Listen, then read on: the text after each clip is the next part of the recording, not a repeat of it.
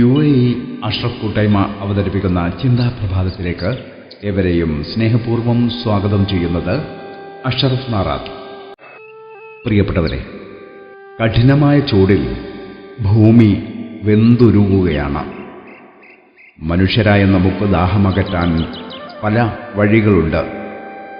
എന്നാൽ കരിഞ്ഞുണങ്ങിയ മരക്കൊമ്പുകളിലും ചുട്ടുപഴുത്ത സിമന്റ് മട്ടുപ്പാവുകളിലും അഭയം തേടുന്ന പാവം പറവകളുടെ അവസ്ഥ നാം ചിന്തിച്ചിട്ടുണ്ടോ?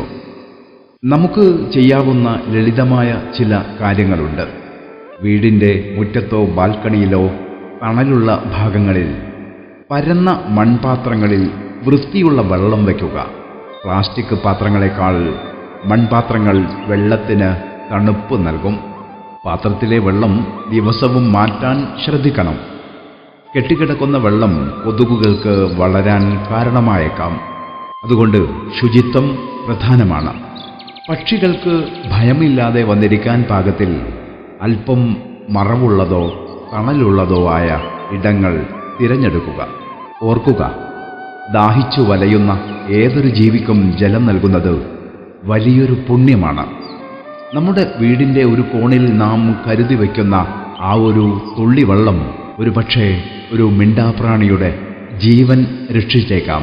ഈ വേനലിൽ നമുക്ക് കരുണയുടെ ഉറവയാകാം. ഏവർക്കും കുളിർമയുള്ള ഒരു ശുഭദിനം നേരുന്നു. നന്ദി.